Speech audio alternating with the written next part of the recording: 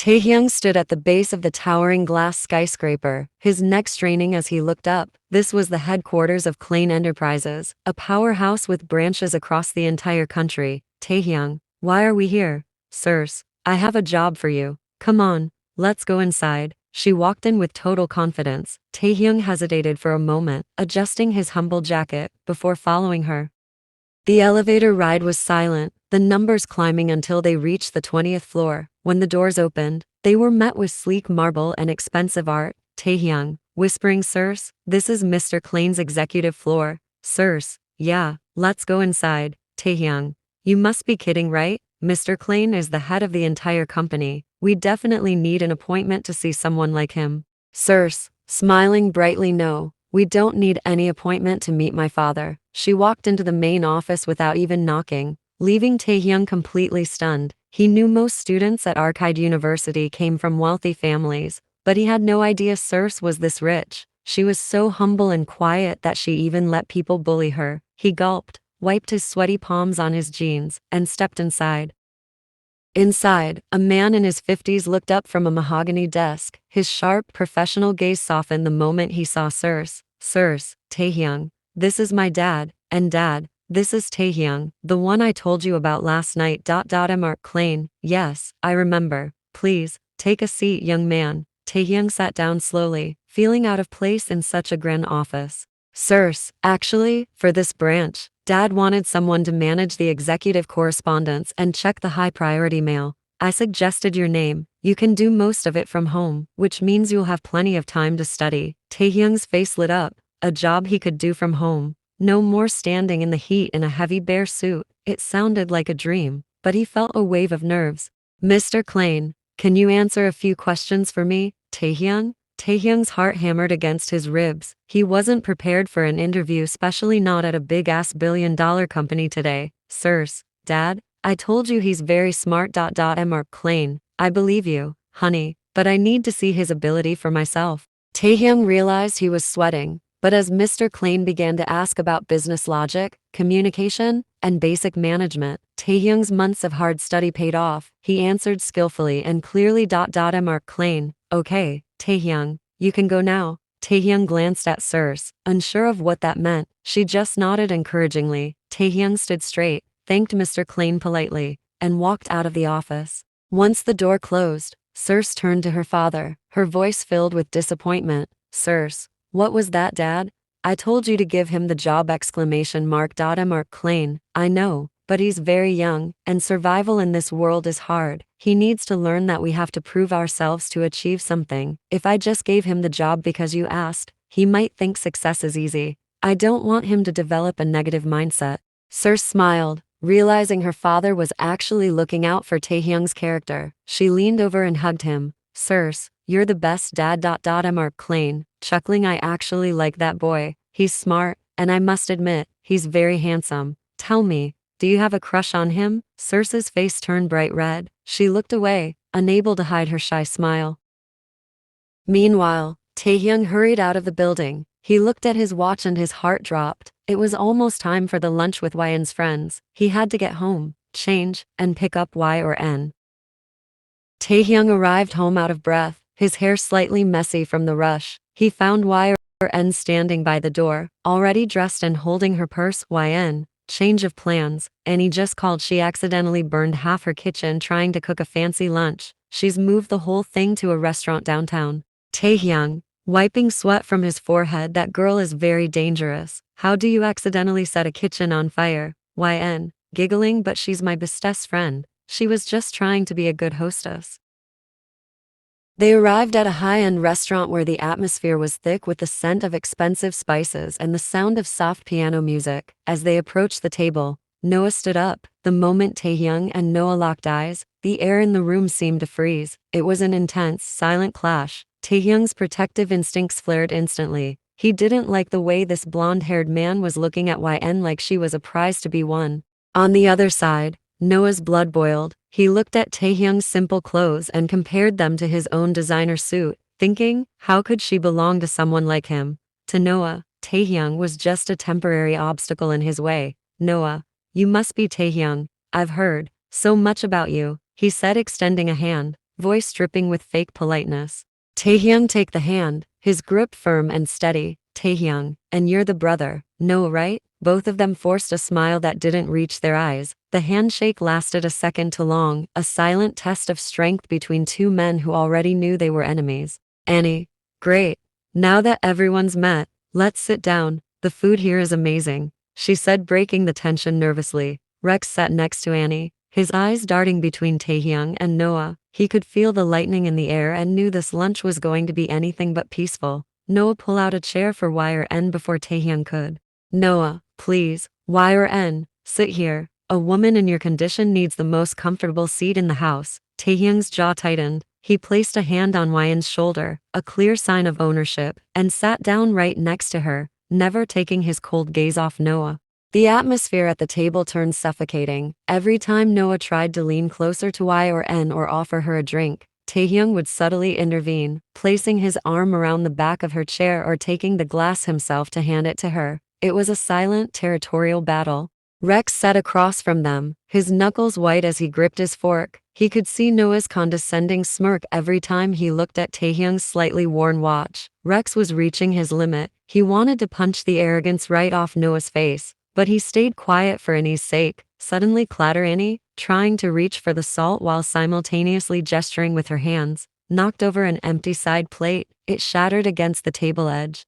Annie, oh my god, I'm so sorry. I'm so clumsy today. Waiters rushed over, but the noise finally broke the icy silence. Noah used the distraction to lean back, swirling his wine with a look of feigned interest. Noah, so Taehyung, Annie tells me you're quite the busy man. What kind of work do you actually do? Something in corporate, I assume? Taehyung swallowed a mouthful of rice, feeling the weight of the question. He knew where this was going. He glanced at YN, who gave his hand a supportive squeeze under the table. Taehyung, I do a part-time job at the Dreamland theme park. I'm their mascot. He said it clearly, though he felt a flicker of unease, waiting for the mockery. Noah's eyes lit up. This was his moment. He opened his mouth to deliver a stinging remark about dancing for pennies, but Annie beat him to it. Annie, a mascot? She exclaimed, her voice filled with genuine excitement. That sounds so fun. Which one? Is it the huge dragon? I love that guy. Taehyung blinked, the flush on his neck deepening. Taehyung, no, I'm the teddy bear. Annie, a teddy bear. Ah, that is so cute, she gushed, clapping her hands. You're going to hug all the little kids. That is the best job ever. It suits you so much. You have such a warm vibe. Noah's jaw practically dropped. His sister had just turned his humiliation trap into a compliment session. He looked at Rex, hoping for some backup in mocking the job. Rex, it takes a lot of stamina to move in those suits all day, Rex added, nodding with respect. Most guys would quit after an hour. It shows you're a hard worker, Taehyung. I respect that. YN watched the exchange, her expression softening. The pride she felt for her husband shone in her eyes. Seeing his friends defend him made the embarrassment wash away. Noah, feeling like the odd one out, had no choice but to grit his teeth and join in, though his voice sounded like he was swallowing vinegar. Noah, yes, quite, very, adorable. He glared at his plate, realizing that as long as Annie and Rex were around, making Taehyung look bad was going to be much harder than he thought. As the meal came to an end, the waiter placed the leather folder containing the bill in the center of the table. Noah didn't even look at the total. He pulled out a gleaming gold credit card with a flourish, making sure the light caught the brand. Noah, put it all on this. It's the least I can do for my sisters, less fortunate friends. It must be nice for you, Taehyung, to finally eat a meal that costs more than your weekly paycheck. The table went dead silent. Annie's face turned bright red, and she looked down at her lap, her fingers trembling. Rex, funny how a man talks about paychecks when he's living off a dead man's inheritance and hasn't worked a day in his life. He mumbled under his breath, but it was loud enough for everyone to hear. Noah's hand froze midair. Noah's face contorted with sudden, sharp rage. Noah, what did you say, Rex? Rex, I said. Rex looked him dead in the eye, his voice rising. It's easy to play the big shot when you're spending the money your parents left for both of you, while your sister has to work double shifts at the public library just to buy her textbooks. YN gasped softly, her eyes widening as she looked from Rex to the devastated Annie. She had always wondered why Annie worked so hard at the library if her brother was supposedly successful. The pieces were finally clicking together, and her suspicion of Noah turned into a deep sense of dislike. "Annie, Rex, please, not now," she whispered, her voice breaking. She loved her brother despite everything, hoping he'd change, but being exposed like this in front of Yn and Taehyung was her worst nightmare. Taehyung didn't look surprised at all. He had already sensed the hollowness in Noah's character from the moment they met. He reached over and took Yn's hand, his expression calm but firm. "Taehyung, money doesn't define a man, Noah, but how he treats his family does. Thank you for the meal, but I think it's time we left." Noah slammed his hand on the table. "Noah, you think you're better than me because you wear a bear suit. I have the life you dream of."